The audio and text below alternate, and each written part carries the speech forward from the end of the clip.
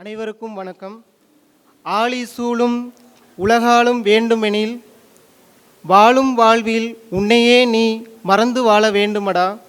ஏழையாகி எளியவரின் எளியனாக வேண்டுமடா. தோழனாகி யாவருக்கும் தொண்டனாக வேண்டுமடா. ஆக்குவது ஏதெனில் அறத்தை ஆக்குக, போக்குவது ஏதெனில் வெகுளியே போக்குக, நோக்குவது ஏதெனில் ஞானம் நோக்குக, காக்குவது ஏதெனில் விரதம் காக்கவே என்ற காப்பிய வரிகளுக்கு இணங்க நமது இல்லத்தின் சுவாமி விவேகானந்தரின் 164வது ஜெயந்தியை முன்னிட்டு இவ்விழா சிறப்பாக நடாத்தி கொண்டிருக்கின்றோம். இவ்விழாவில் நமக்கு வாழ்த்துரையும் ஆசிரியையும் வழங்க இருக்கும் நமது ராமகிருஷ்ண மிஷன் மாணவர் இல்லத்தின் தவத்திரு செயலர் சுவாமிஜி அவர்களை வருக வருக என வரவேற்பதில் மிக்க மகிழ்ச்சி அடைகின்றேன். வீர நரேந்திரா விவேகானந்தா சரணம் சரணம் குருநாதா. வீர நரேந்திரா விவேகானந்தா சரணம் சரணம் குருநாதா. வீர நரேந்திரா விவேகானந்தா சரணம் சரணம் குருநாதா. வீர நரேந்திரா விவேகானந்தா சரணம் சரணம் குருநாதா. ஜீவ சேவையே சிவ சேவயன, சிவ சேவையே சிவ சேவயன, ஜீவ சேவையே சிவ சேவயன, சிவ சேவையே சிவ சேவயன. பாதையை காட்டி அருள் புரிந்தாய், பாதையை காட்டி அருள் புரிந்தாய். சுவாமிஜியின் பிறந்த நாளான இன்று கதை சொல்லும் வீர இளைஞன் என்ற தலைப்பில் சுவாமிஜியின் கதைகளை கூற வருகிறார்கள் என் நண்பர்கள். இங்கு குட்டி குட்டி விவேகானந்தர்களான நம் முன் வந்து பொன்மொழிகளை கூற போகிறார்கள். இவர்கள் படிப்பிலும் ஃபர்ஸ்ட், குறும்பிலும் ஃபர்ஸ்ட். கதை சொல்லும் வீர இளைஞன் இதோ. நாகரீகம் என்பது நன்னடத்தையில். அமெரிக்காவில் நியூயார்க் நகரவேதியில் சுவாமி விவேகானந்தர் காவி உடையுடன் கையில் ஒரு தடியுடன் நடந்து சென்றார். அப்போது எதிரில் வந்த ஆங்கிலேயர் ஒருவர் சுவாமிஜியின் தோற்றத்தை கண்டு சிரித்தது மட்டுமில்லாமல் கேலியாகவும் பேசினார். சுவாமிஜிக்கு கோபமே வரவில்லை. சிறிய புன்முறுவலுடன், எங்கள் இந்திய நாட்டில் ஒருவர் அணியும் உடைகளை பார்த்து மதிப்பிடும் வழக்கம் இல்லை. நாகரீகம் என்பது நன்னடத்தையில் என்று கூறி நாம் எல்லோரும் கடினமாக உழைப்போம். தூங்குவதற்கு இது நேரமில்லை. நீங்கள் தான் எதிர்கால இந்தியா. துணிவு கொண்ட நெஞ்சினாய் வா வா வா. ஒரு சமயம் சுவாமி விவேகானந்தர் காசியில் தெருவில் நடந்து சென்றார். அப்போது திடீரென குரங்கு கூட்டம் அவரை சூழ்ந்து கொண்டது. குரங்குகளிடம் இருந்து தப்பிக்க சுவாமிஜி ஓட்டமெடுத்தார். குரங்குகளும் அவரை துரத்த ஆரம்பித்தனர். ஒரு துறவி இதை பார்த்துவிட்டு சுவாமிஜியை பார்த்து நீல் என்று சத்தமாக கூறினார். சுவாமிஜியும் ஓடுவது நிறுத்தி குரங்குகளை திரும்பி பார்த்தார். சுவாமிஜியை பார்த்த குரங்குகள் அப்படியே பின்வாங்கினர். பின்னால் திரும்பி ஓடிவிட்டனர். சுவாமிஜி என்ன சொல்கிறார்? நமக்கு வரும் துன்பங்களை கண்டு பயந்து ஓடாமல் அவற்றை எதிர்த்து நின்றால் அத்துன்பங்கள் நம்மளை விட்டு விலகி ஓடிவிடும். துணிவு கொண்ட நெஞ்சினாய் வா வா வா. நம்பிக்கை நம்பிக்கை மகிமன் ரகசியதான். நீ எதற்காயோ அதுவாக ஆகிறாய். If you win, you can it. If you lose, you can guide. ஏந்திரே வீண்டிரே லட்சிய ஆடம்பரை நிட்டாரே டுவல்வை கண்டு டுபுலாரே. Good morning to all. Today we are celebrating the birth anniversary of a great leader, thinker and Saint Swami Vivekananda. Swami Vivekananda loved and trusted young people. He believed that if the youth are strong, confident, and responsible, then the nation will surely progress. He did not want just educated youth. He wanted youth who have good character, courage, and compassion. He gave us a great message: arise, awake, and stop not till the goal is reached. This means we should never be lazy, never lose hope, and never stop working until we achieve our goal. Swami Vivekananda taught three important qualities for youth. First, strength. He said, strength is life. Strength means not only physical strength, but also strength of mind, having confidence, courage, and the ability to face difficulties. Second, faith in oneself. He told us to always believe in ourselves. He said, believe in yourself, and the world will be at your feet. If we trust our abilities and work hard, success will surely come. Third, service to others. He said, they alone live who live for others. மும்மூர்த்திகளின் பொற்பாதங்களை வணங்கி சுவாமிஜியின் 164வது ஜெயந்தியை முன்னிட்டு சுவாமிஜியின் ஆன்மீக தகவல்கள் சிலவற்றை தங்களிடம் பகிர்ந்து கொள்கிறேன். சுவாமிஜி கொழும்புவில் உரையாற்றிய உரை: ஒவ்வொரு இந்துவும் நினைப்பதைப் போல் இந்திய நாடு புண்ணிய பூமி, கர்ம பூமி என்று நானும் முன்பு நினைத்திருந்தேன். அவ்வளவுதான். ஆனால் இன்று அது அப்படியே உண்மை என்று உண்மையின் உறுதிப்பாட்டுடன் சொல்கிறேன். இந்த உலகத்தில் புண்ணிய பூமி என்று சொல்லத்தக்க ஒரு நாடு இருக்குமானால், கடவுளை தேடி செல்கின்ற ஒவ்வொரு உயிரும் வந்தாக வேண்டிய கடைசி வீடு இருக்கிறது என்றால், மென்மையிலும் தாராள மனப்பான்மையிலும் இவை அனைத்திற்கும் மேலாக அகநோக்கிலும் ஆன்மீகத்திலும் மனித சமுதாயம் உச்சத்தை அடைந்த நாடு ஏதாவது உண்டென்றால் அது எனது பாரத திருநாடே. With the blessings of Holy Trio, I offer my humble pranams to Revered Secretary Maharaj and all other sadhus present here. My namaskar to all the teachers and my dear brothers and friends. Good afternoon to everyone. It is a great honor and blessings for me to stand on this sacred stage of Ramakrishna Mission Students' Home. I sincerely thank the respected Swamijis and teachers for giving me this wonderful opportunity to speak today. My name is from third year DCE. Today I would like to speak about Swami Vivekananda, focusing on his important and transformative phase of his life known as the wandering monk.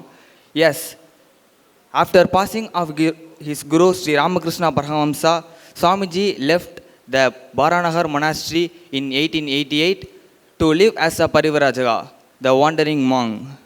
His sole possession and were a Kamandala and staff and his two favorite books, Bhagavad Gita and the Intimation of Christ.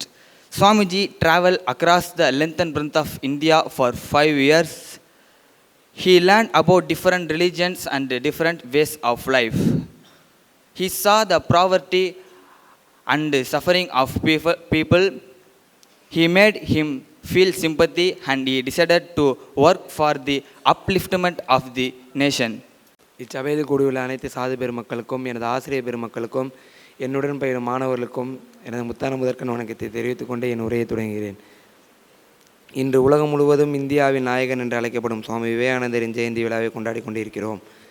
சாதாரண நரேந்திரநாத் தத்தா என்ற இளைஞன் எவ்வாறு சுவாமி விவேகானந்தர் என்று உலகம் முழுவதும் போற்றப்பட்டார் என்ற அவரது ஆன்மீக பயணத்தை பற்றி நான் பேச வந்துள்ளேன். உண்மையை நேருக்கு நேர் கண்டவர் யாராவது உண்டா என்ற அவரது தேடல் அவரை பலரிடம் அழைத்து சென்றது.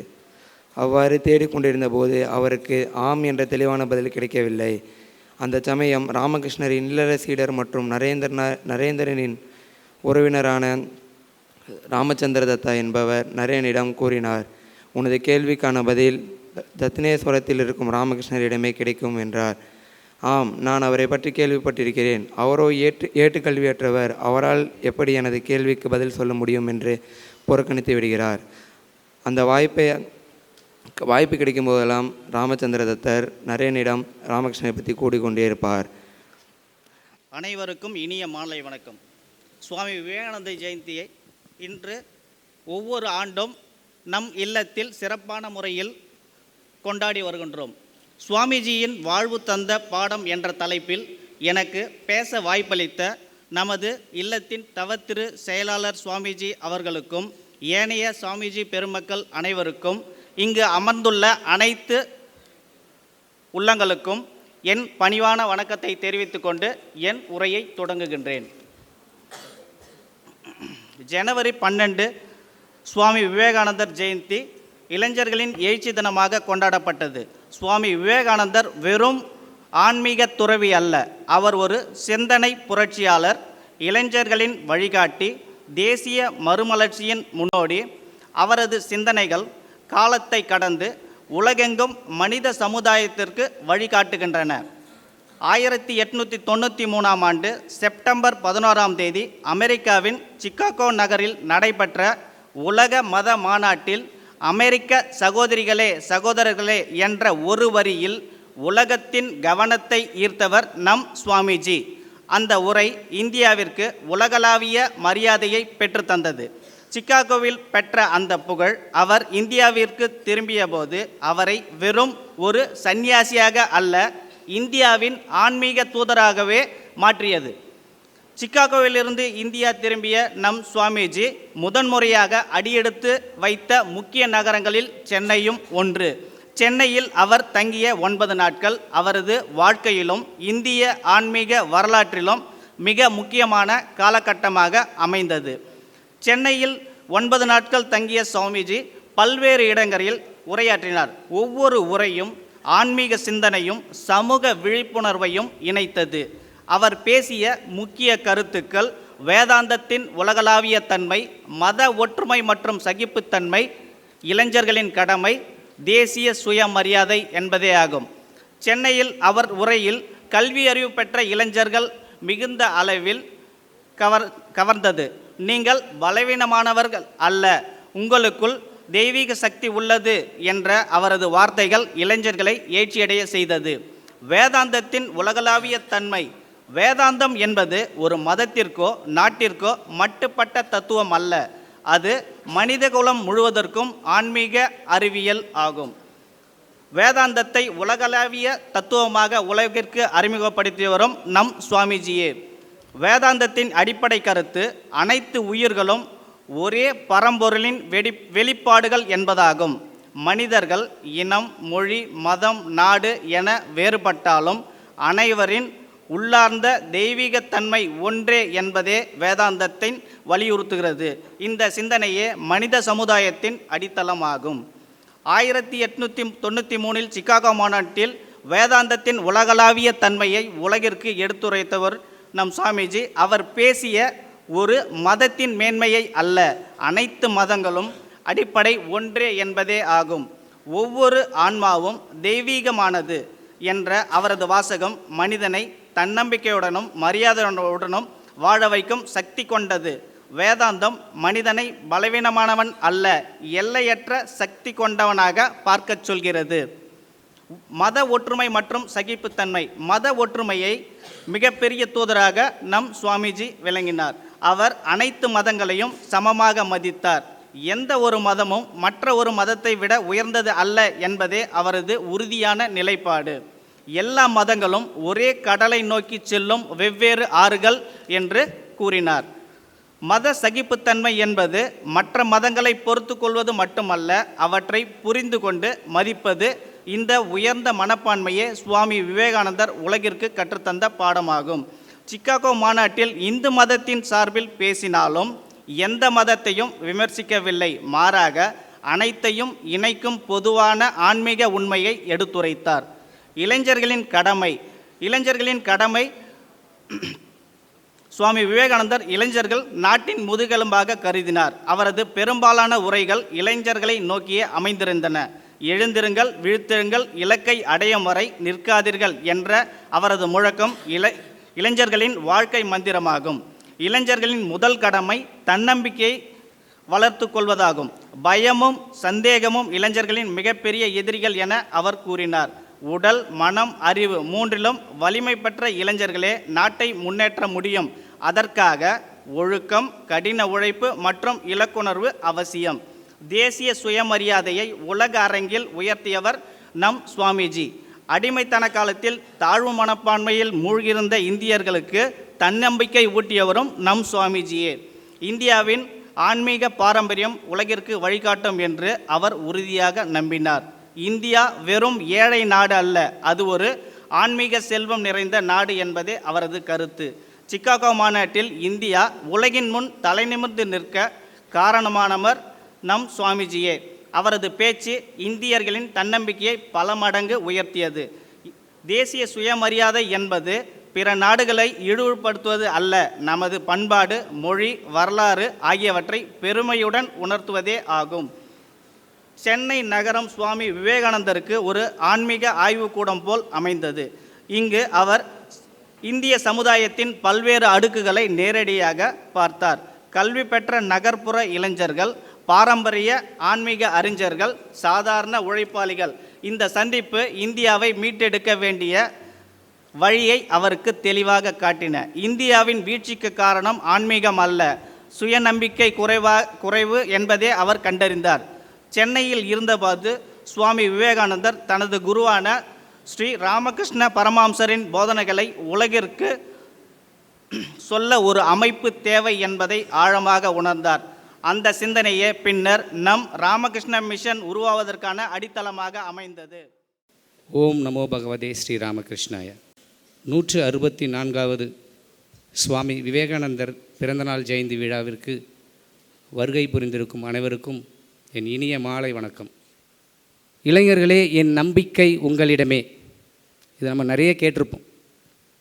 இளைஞர்கள் மீது அவர் நிறைய நம்பிக்கை வச்சுருந்தார். அவர் சொல்லக்கூடிய விஷயம், இந்தியாவின் எதிர்காலம் இளைஞர்கள் கையில் உள்ளது. இந்தியாவோட எதிர்காலம் யாரோட கையில் உள்ளதுன்னு சொன்னார்? இளைஞர்கள் கையில் உள்ளது என்று சொன்னார். அதற்கு நிறைய உதாரணங்கள் இருக்கிறது, அதற்கு நிறைய பேசியிருக்கார்.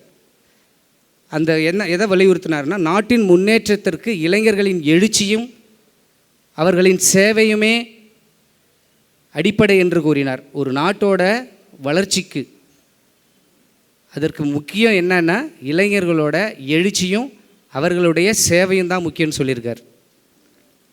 இன்னொரு முக்கியமான வார்த்தை ஒன்று சொல்லியிருக்கார், 100 இளைஞர்களை என்னிடம் தாருங்கள், இந்தியாவையே தலைகீழாக மாற்றி காட்டுகிறேன் என்று சூளுரைத்தார். 100 இளைஞர்களை என்னிடம் தாருங்கள், இந்தியாவையே தலைகீழாக மாற்றி காட்டுகிறேன் என்று சூளுரைத்தார். இத்தகைய வார்த்தை அவர் இளைஞர் மீது கொண்டிருந்த நம்பிக்கையை நம்மளிடம் காட்டுகிறது.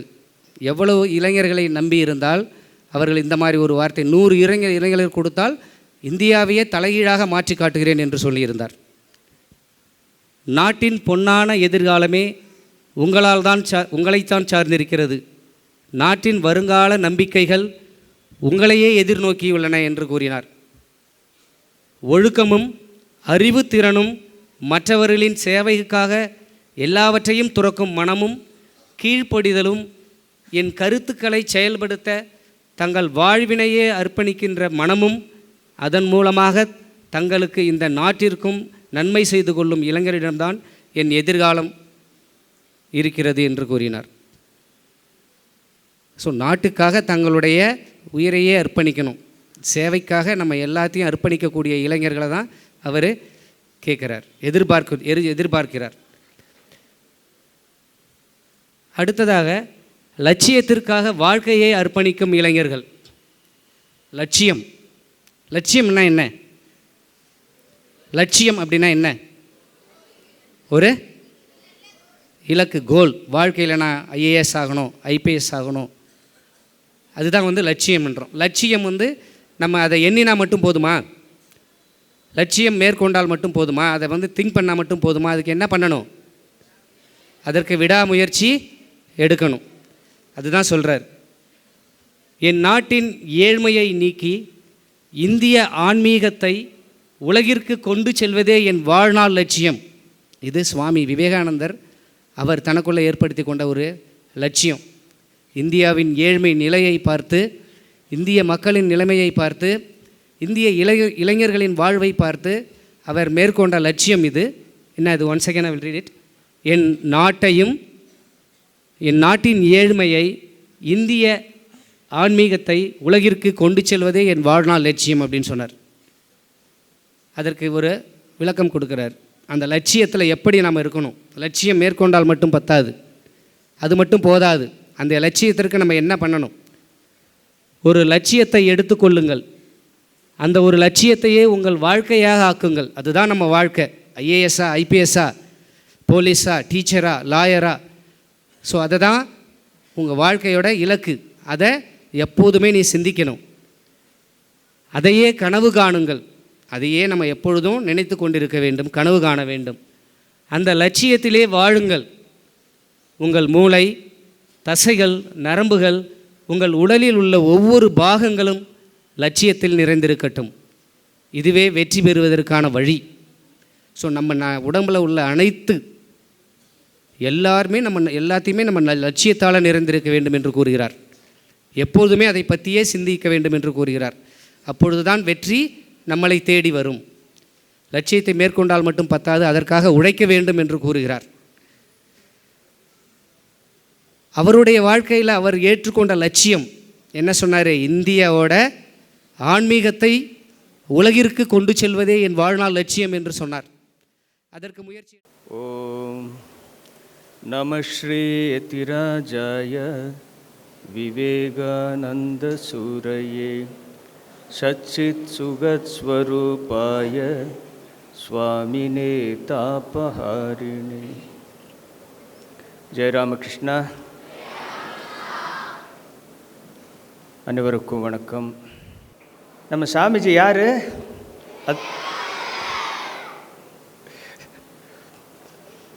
அதை பற்றி நிறைய சொல்லிட்டாங்க இல்லையா? சின்ன குழந்தைங்கள்லேருந்து அவங்க குட்டி குட்டி விவேகானந்தர் ஒவ்வொன்றையும் சொல்லி அவங்க நல்லா பண்ணாங்க. இன்னும் கொஞ்சம் நல்லா பண்ணலாம் அடுத்த வாட்டி. மற்றது நிறைய ஆங்கிலத்தில் தமிழ்லெல்லாம் பேசினாங்க. சார் பிபிடியில் எல்லாம் போட்டு காட்டினாங்க. நம்ம சாமிஜி எப்பேற்பட்ட சாமிஜிங்கிறது நீங்கள் அடிக்கடி பாடுற பாட்டு, அது எனக்கு ஞாபகம் வந்தது. பாரு. காலம் என்னும் காற்றில் அணியா ஞான தீபம் சுவாமிஜி. சாமிஜி யார்? காலம் என்னும் காற்றில் அணையா ஞான தீபம் சாமிஜி. சாமிஜி காலமாக எத்தனை வருஷம் ஆச்சு? 124 வருஷம் ஆயிடுச்சு. இருந்தாலும் நம்ம என்ன பண்ணுறோம்?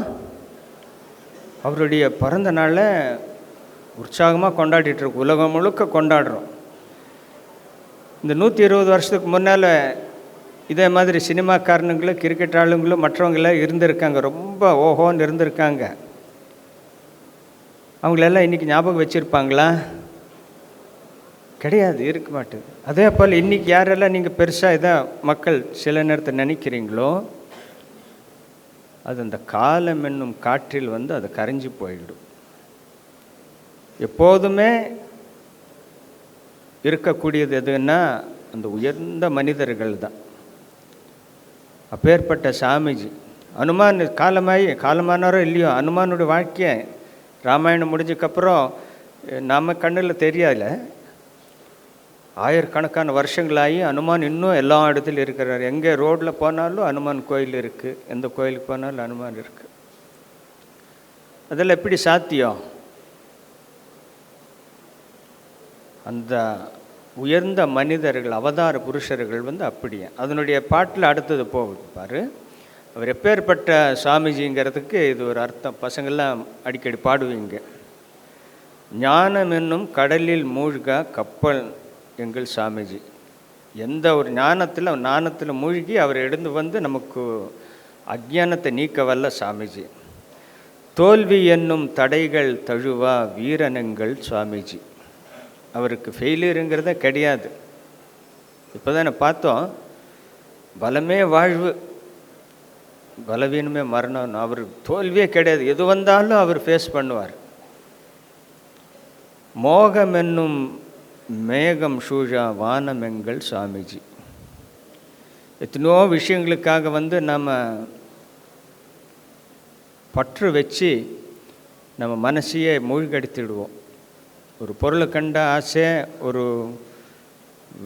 வீடை கண்ட ஆசை, எது பார்த்தாலும் ஒரு ஆசைங்கிற மாதிரி, ஒரு மலரை கண்ட ஆசை அப்படிங்கிற மாதிரி எதுவுமே அவரை டிஸ்டர்ப் பண்ணாதுங்கிற எந்த ஒரு மோகமும் அவரை டிஸ்டர்ப் பண்ணாத ஒரு அந்த சக்தி. மாயை என்னும் வலையில் மாட்டால் காளை எங்கள் சுவாமிஜி. இவர் எப்பேற்பட்ட காளை? எந்த ஒரு மாயையிலையும் மாட்டாத ஒரு சக்தி வாய்ந்த காளை. யாருமே இந்த ஜல்லிக்கட்டில் பார்க்குறீங்க இல்லையா, சில காட்டில் யாரும் பிடிக்கவே முடியாது, அந்த காளை ஓனர் வின் பண்ணிட்டு போயிடுவார். எந்த மாயையும் இவர் எந்த இதுலேயும் மாட்டாத அப்படி ஒரு காளை. மணிகள் பதித்த மகுடம் சூழா மன்னன் எங்கள் சுவாமிஜி. மன்னருன்னு என்ன இருக்கோ, தலையில் பெரிய மகுடம் எல்லாம் இருக்கும் இல்லையா, வழக்கமாக மணிகள் எல்லாம் பறந்து, அதுதான் மன்னருக்கு ஒரு அடையாளம். ஆனால் சாமிஜி, நம்முடைய சாமிஜி என்ன, அதெல்லாத்த சூடாத ஆனாலும் மன்னன். சாமிஜி நம்முடைய சொல்கிறோம் இல்லையா, மகாராஜன் சொல்லுவார் இல்லையா, சாமிஜி மகாராஜ் அப்படிங்கிற. தேவதேவி வடிவம் கொள்ளா தெய்வம் எங்கள் சுவாமிஜி. பொதுவாக தேவதேவி வடிவங்கள் என்ன இருக்கோ, சில இடங்களிலெல்லாம் நம்ம சிலையை பார்க்கும்போது 2 கை இருக்குமா, 4 கை இருக்குமா? 4 கை இருக்கும். துர்கைக்கு 8 கை, அந்த மாதிரி காளிக்கு எத்தனையோ கை, விஷ்ணுவுக்கு 4 கை, சங்கு சக்கரம் இதெல்லாம் கதெல்லாம் இருக்குது. ஆனால் சாமிஜி எத்தனை கையில் இருந்தார்? உருவம் எப்படி இருந்தது? சாதாரண மனிதர் போல இருந்தார். தேவதேவி வடிவம் கொள்ளா தெய்வம் எங்கள் சாமிஜி, ஞானி என்று உலகம் போற்றும் பக்தன் எங்கள் சாமிஜி. ஒரு மிகப்பெரிய பக்தன். நம்ம சொல்கிறோம் அவர் ஞானத்தை போதித்தாருன்னு சொல்கிறோம், அதுவும் உண்மை. ஆனால் அவருக்கு உள்ள என்ன இருந்தது? அபாரமான பக்தி இருந்தது. குருதேவர் மேலே, அனுமன் மேலே, தேவி மேலே பக்தி இருந்தது. தலைவனாக உலகம் போற்றும் தொண்டன் எங்கள் சாமிஜி. நம்ம எல்லாம் இப்போ என்ன சொல்கிறோம்? சாமிஜி எங்களுடைய ஐக்கான், தலைவன் அப்படின்னு தானே சொல்கிறோம் இல்லையா? Youth icon. அதனால தான் என்ன சொல்லியிருக்காங்க, நேஷ்னல் யூத் டேன்னு சொல்லி அனௌன்ஸ் பண்ணியிருக்காங்க. இளைஞர்கள் தினம், இளைஞர்களுடைய ஒரு நாயகன், உலக நாயகன் அப்படிங்கிறதுக்கு நம்ம சொல்கிறோம். நம்ம அவர் ஒரு பெரிய தலைவரை அவரோட முன்னோடி எடுத்துக்கொள்கிறோம். தலைவனாக உலகம் போற்றும் தொண்டன். ஆனால் அவர் ஆக்சுவலி யார்? அவர் சர்வெண்ட் ஆஃப் ஆல். சாமிஜி சொல்கிறாரு, I am the servant of ஆல்ங்கிறாரு. To save a one human being I am ready to take million births அப்படிங்கிறார். ஒரு ஏழைக்கு நான் சேவை பண்ணுறதுக்கு நான் 1000 பிறவி கூட நான் எடுக்க தயாருங்கிறார் ஒரு தொண்டனாக இருக்கிற சாமிஜி. கடைசியாக சொல்கிறாங்க, தொண்டனாக சேவை செய்த தலைவன் எங்கள் சாமிஜி அப்படிங்கிற. அப்படி தொண்டனாக சேவை செஞ்சு அவர் தலைவனாக இருந்தார் இருக்கிறார். ஸோ இந்த புஸ்தகத்தில் நம்ம பஜனை புக்கில் இருக்கு. ஸோ சாமிஜி எப்பேற்பட்ட சாமிஜி? இதெல்லாம் அவருடைய குணங்கள். எந்த மாயையிலையும் மாட்டலை, எந்த அகங்காரமும் அவரை மயக்கலை, எந்த பொருளும் அவரை டிஸ்டர்ப் பண்ணலை, தேவதேவி வடிவங்களும் கிடையாது, சாதாரண மனிதர்கள் போல் இருந்தார். வெளி தோற்றத்தில் ஞானியாக இருந்தாலும் உண்மையான பக்தனாக இருந்தார். தலையில் மகுடமெல்லாம் ஒன்றும் போடாத ஒரு ராஜாவாக இருந்தார். கடைசியாக தொண்டனாக சேவை செய்து தலைவனாக உயிர் வாழ்கிறார். ஸோ இப்பேற்பட்ட சாமிஜியோடைய ஜெயந்தியை முன்னிட்டு நம்ம இன்றைக்கி கூடியிருக்கோன்னா, அந்த சாமிஜி கருத்துக்கள் ஒவ்வொரு நாளும் ஒவ்வொரு ஆண்டும் எல்லா இடத்துலையும் பரவி கொண்டு விரிவடைந்து கொண்டே இருக்கிறது.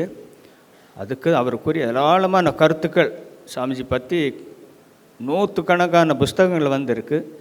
ஆனால் சாமிஜிக்குரியது போல் நம்ம ஏதோ ஒரு கருத்தை எடுத்துக்கொண்டு அதிலேயே நம்ம லட்சிய பயணத்தை தொடர்ந்தால் நமது வாழ்க்கையை வெற்றி பெறுவது உண்மைங்கிறத சாமிஜி கூறுறாரு. ஸோ ஏராளமான விஷயங்களை நீங்கள் நிறைய வாட்டி கேட்டிருப்பீங்க. நீங்களும் உங்களுக்கெல்லாம் நிறைய புஸ்தகம் கொடுத்துருக்கு, அதை நீங்கள் படிங்கோ. எத்தனையோ கொட்டேஷன்ஸ் இருக்குது. இது ஒரு கொட்டேஷன் நீங்கள் மனசில் வாங்கிட்டு உள்வாங்கிட்டு அதுபடி நடந்தாலே அதுவே உங்கள் வாழ்க்கையை மிக உயர்ந்த நிலைக்கு கொண்டு வந்து சேர்த்துடும். இந்த நல்ல நாளில் சாமிஜி நம்ம அனைவருக்கும் சக்தியையும் அந்த வல்லமையும் தந்து நம்மளை நல்வழியில் வழிநடத்தி இந்த பாரதத்தை உயர்ந்த வளர்ந்த நிறைந்த பாரதமாக மாற்ற நமக்கு அருள் புரிய வேண்டும் என்று நல்ல நாட்டில் வேண்டிக் கொள்கிறேன். அனைவருக்கும் வாழ்த்துக்கள். ஜெயராமகிருஷ்ணன்.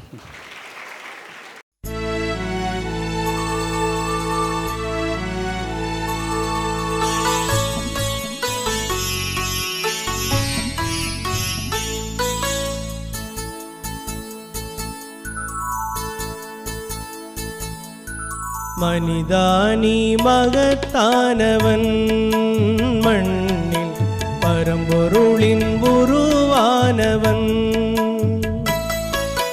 மனிதானி மகத்தானவன் மண்ணில் பரம்பொருளின் உருவானவன்.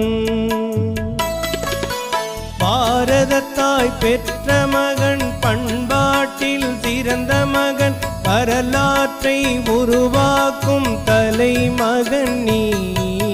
மனிதானி மனிதானி மகத்தானவன் மண்ணில் பரம்பொருளின் உருவானவன்.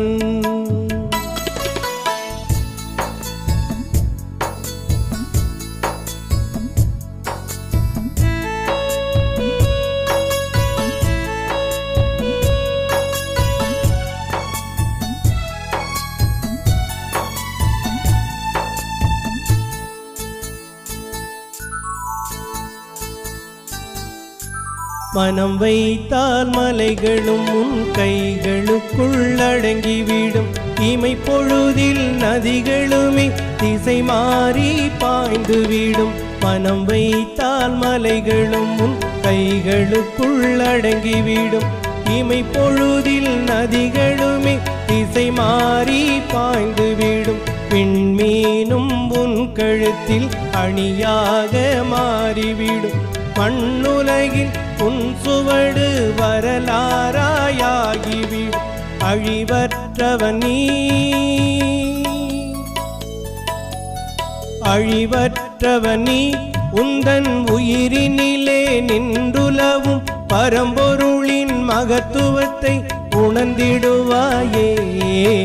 மனிதானி மனிதானி மகத்தானவன் மண்ணில் பரம்பொருளின் உருவானவன்.